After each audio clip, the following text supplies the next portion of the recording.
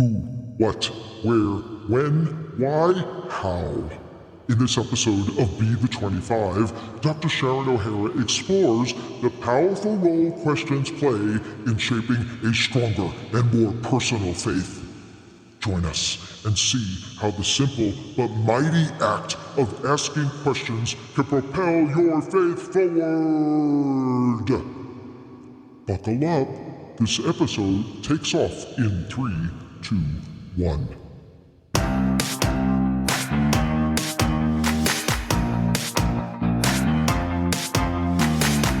Welcome to Be the 25 podcast, the place where teens and young adults come to explore how to live the Christian life in a non-Christian world. I'm your host, Dr. Sharon O'Hara. Come join us and get your faith ready for the journey ahead.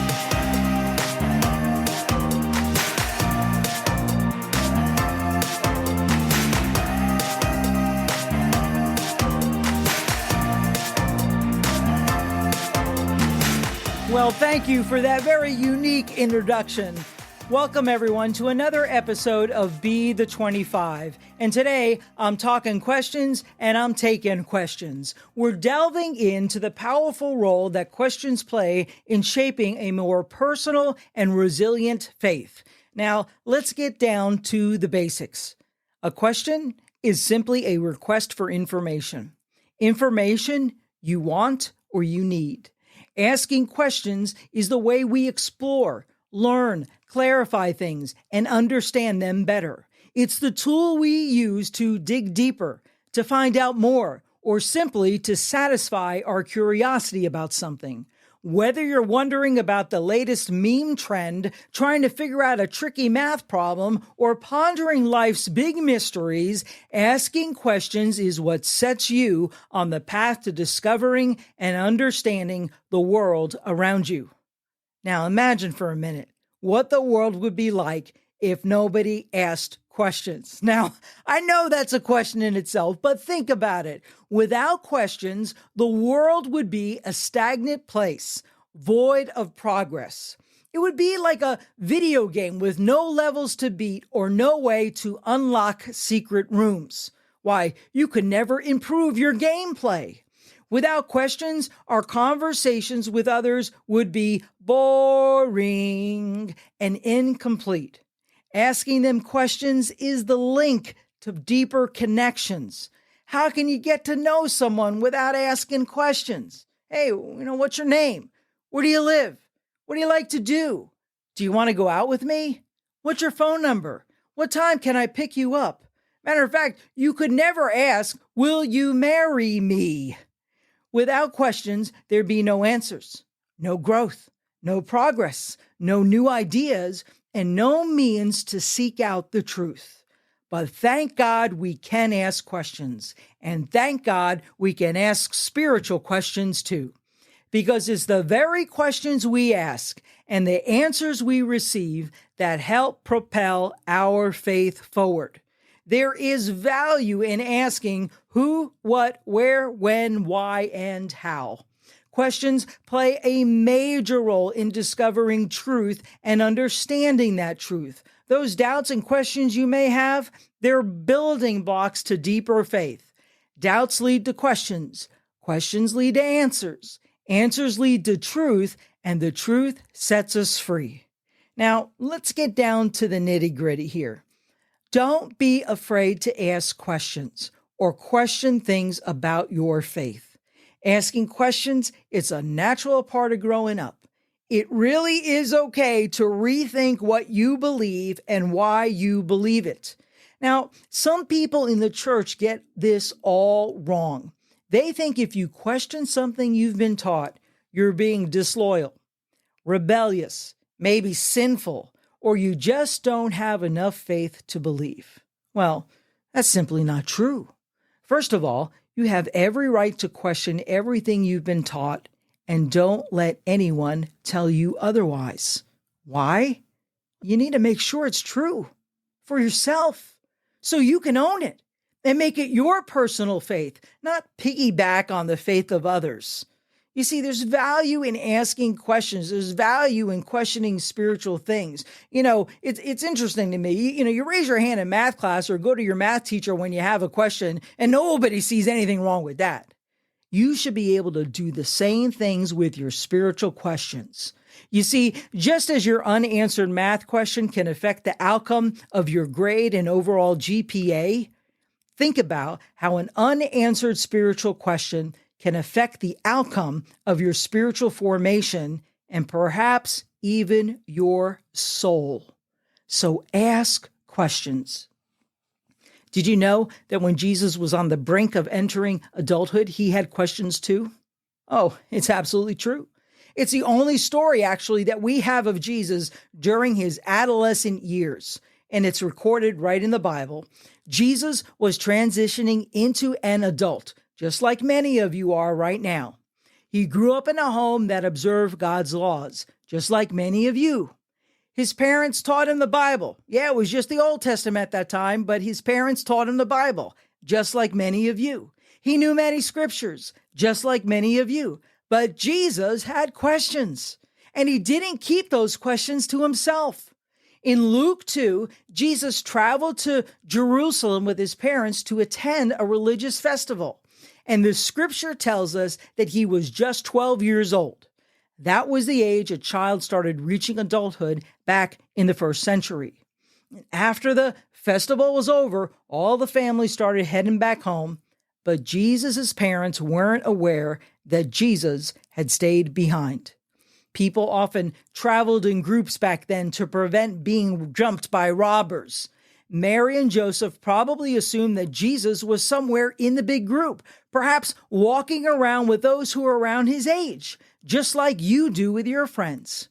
They looked for Jesus, and after asking around, they realized Jesus was nowhere to be found. So they had to stop, turn around, and go back to Jerusalem to find him. Now, what happened isn't out of the ordinary. I grew up in New Jersey in a big family, and one Sunday on our way back home from church, someone noticed that my little brother Michael wasn't in the car. Hey, where's Mike? Well, Mike was nowhere to be found. We had left him at church, and we had to stop, turn around, and go back to get him. Now, I think that might have happened more than once. And if you're listening, Mike, sorry, I wasn't the one driving. But anyway, the Bible tells us after 3 days, Mary and Joseph found Jesus in the temple complex, sitting among the teachers, listening to them and asking them questions. Now, I find this interesting. There were a lot of places Jesus could have gone, but he chose to go to the temple to sit among the spiritual leaders of his day, to listen to them and to ask questions. Even though Jesus was fully God on earth, he was also fully man. And it's a hard concept to understand that, and we'll never fully understand it this side of heaven. But Jesus developed as a human being just like you and me. He wasn't a prodigy child just like we're not.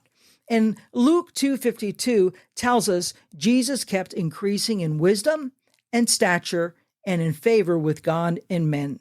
And this means he grew mentally, physically, spiritually, and socially, just like we do. Jesus asked questions to get a better understanding and to learn more. And so should we. If you really want your faith to progress, if you really want to start propelling it forward, then start asking questions. But where do you begin? Well, start with the questions you already have. Get yourself a notebook. You can call it your question notebook. Well, call it anything you want. That's what I called mine. Go to a quiet place. Write down every single spiritual question that's on your mind. Do not hold back. And as you write them down, don't be surprised if other questions start popping into your mind. That's okay. Write them down too. Questions usually spur on other questions. That's normal. Now, you have them all written down in front of you. Stop and pray. Share your questions with God. Ask him to lead you to the answers. And then you go and you try to find the answers. I'm going to share where you go in a few minutes. But you start with the questions you already have. Now, most of your questions you'll find answers to. It will be enough to satisfy you. There may be a couple of questions that you can't find answers to or have no answer we can understand this side of heaven. That's okay. Many times the answers you do uncover will be enough to propel you forward, even if a few questions remain unanswered. Next, you want to move to what I call scenario questions. These are my favorite kind of questions to ask. Part of it involves asking yourself questions. And this is especially helpful if you find that you didn't have an urgent question to write down on your list. So ask yourself something like this. Why do I believe God exists? And see what answers you come up with. Write those down in your notebook like I did. If you can't give any answers other than, I just know, or that's what I've been taught, or because the Bible says so, that's an indication that you have work to do. Now, those particular answers can be true and sincere, but if you really want to get your faith ready for what lies ahead and propel your faith forward, you'll have to come up with better answers than that. When I first asked myself the question, why do I believe the Bible is reliable? The honest answer I came up with was because I was told it was. I had some work to do. When I asked myself if the Bible I was reading was what was originally written and not changed over time, I didn't know. Now I know and can show. I learned about textual criticism, which can piece together over 99% of what was originally written in the Bible. We obviously don't have the original manuscripts of the books of the New Testament or Old Testament, but we do have thousands of copies of them.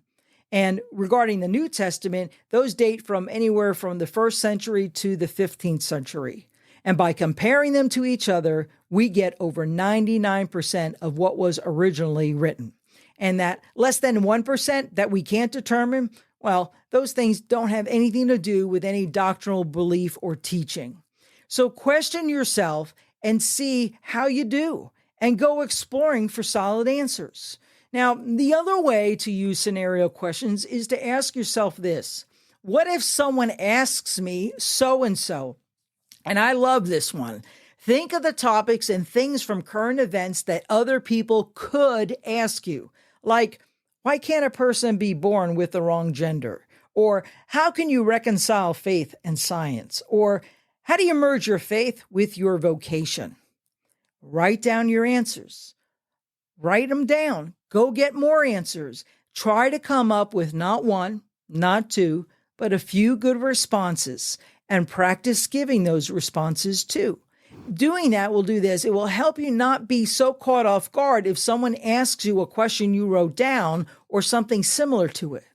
So number one, start with the questions you already have. Number two, move to the scenario questions. And then number three, discover the questions other people are asking.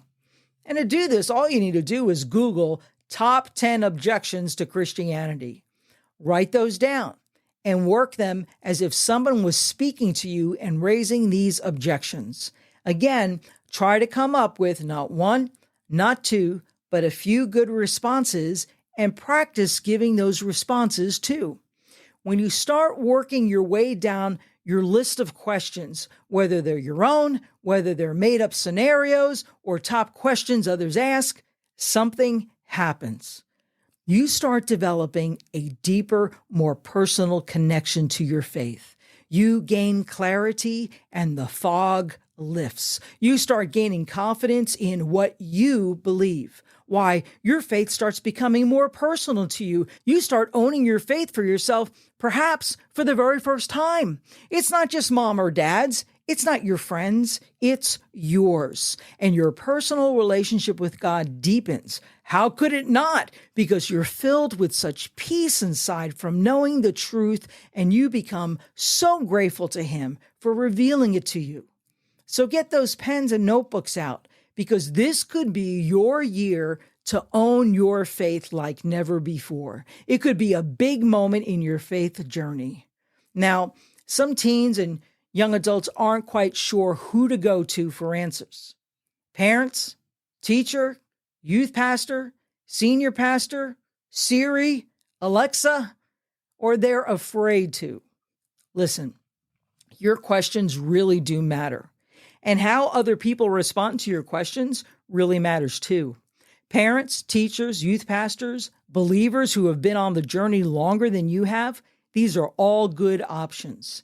Even Siri or Alexa can probably point you in the right direction. Or maybe not. But here's the thing. If all someone does is shrug their shoulders, tell you they don't know and leave it at that, if they don't take you seriously or think your question is silly and laugh it off, or make you feel uncomfortable or guilty for even asking, if they get irritated and tell you not right now, or try to shut you down, then these are all indications that you probably need to go to someone else. And unfortunately, your parent or maybe your teacher or a leader in the church may have responded to you like that. And I'll tell you, if that happened to you, I apologize on their behalf. I think some people can learn a thing or two from Siri and Alexa because these artificial intelligence ladies are always willing to help you find the answer you're looking for and do it in such a courteous way. But if someone human listens to your questions, respects you regardless of what you ask, if they encourage you to ask more questions and even join with you to find the answers, then that's when you truly found someone who values you and the things that matter to you. You pray for and look for that safe person to discuss your questions with. God has his people all over the place. He's more than able to bring the right Christian right into your path to help you. I've seen it happen time and time again. God goes out of his way to reach people who sincerely are seeking him and looking for answers, even in the middle of the woods. Remember Gabe, who I met on the AT, who wondered if God exists? Here we are in the most remote section of the entire Appalachian Trail called the 100-mile wilderness. Gabe is searching for spiritual answers, and he ends up hiking with a Christian believer, me, who shared God's truth with him in the middle of nowhere. And I wasn't the first one. Remember his uncle who told him prior to Gabe's hike to search for God with all his heart and he would find him. Which, by the way, is the exact same thing I suggested for Gabe to do in the 100-mile wilderness. Gabe's uncle and I used the exact same scripture. And for the record, I have never met Gabe or his uncle before. God can get the answer to you no matter where you are. I met Andrew, who wondered if being good would get him into heaven. I met Giuseppe, a new Christian who struggled with guilt for things he had done in the past and needed to know that God forgives him. I met hikers, Circuit Rider, and Sherlock, and BB, all Christians who had encounters with many of the same hikers I shared Christ with, who had questions about spiritual things. I was completely blown away at how God strategically placed each of us on the trail to meet those who were searching for answers, searching for God. Jeremiah 29:13 says, "You will seek me and find me when you search me with all your heart." So seek him, you'll find him. Now, I know some of you, if not most of you, go online with your questions. You know how to research things on the internet. That's fine, as long as you pop onto credible websites. I'll tell you, my go-to website when I have questions is gotquestions.org. You can also go to bethe25.com, our website. I have a list of resources there, and one of them is the Student Apologetic Bible that contains 130 articles addressing commonly asked questions about our faith. I also have a Ask Dr. Sharon button on the front page of the website. As soon as the website opens to the homepage, it's right there. I told you earlier that I'm talking questions and I'm taking questions because I strongly believe in the power of questions to drive your faith forward. I insisted that the button be included on the website. So if you have a pressing question about the faith, hit that button and send it to me. You could submit your question anytime, not only for this particular podcast episode, and I'll answer some of those questions on the podcast. Well, thanks for hanging out today. Remember, questions are powerful and can propel your faith forward. So get out those pens, pencils, markers, eyebrow pencils, or use those thumbs, hey, whatever it takes, and write those questions down. I'm praying God leads you to some answers. It could be a big moment in your faith journey. Send me your questions at bethe25.com. Till next time, keep growing, keep going.